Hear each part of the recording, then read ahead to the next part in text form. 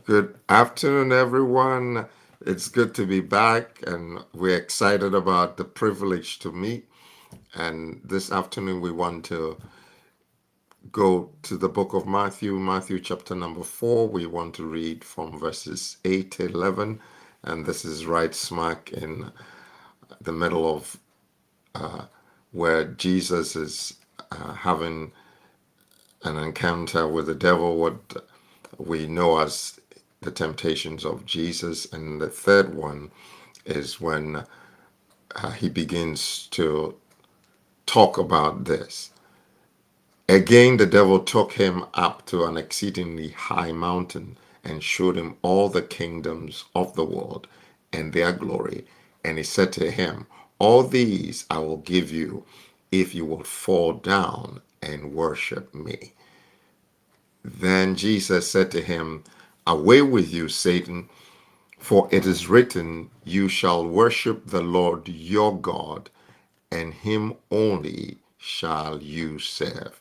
Then the devil left him, and behold, the angels came and ministered to him.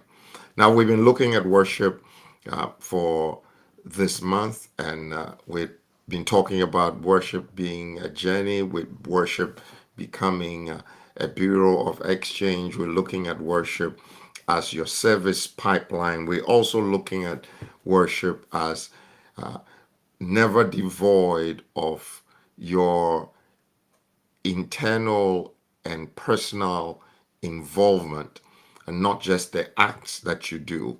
And also, you come to worship in addition to serving. Whoever you worship, you would have to serve. And today we are also adding that there is a pathway for worship.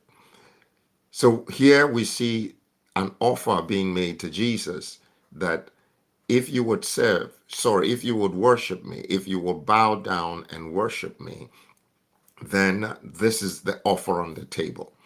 Now, it's obvious that the rebuttal that Jesus quotes back to Satan, it's clear that there is always a pathway of worship that leads you beyond the act or the engagement of worship.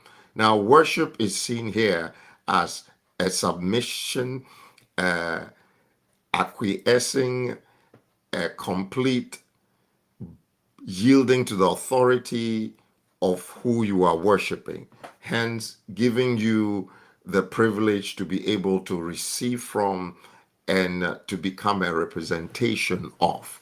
So, what Satan was offering was, listen, if you would worship me, then you qualify to become a recipient of the things that are mine. Now, God already is scheduled you and I to receive massively from Him. And we have to know the offers that God has made us.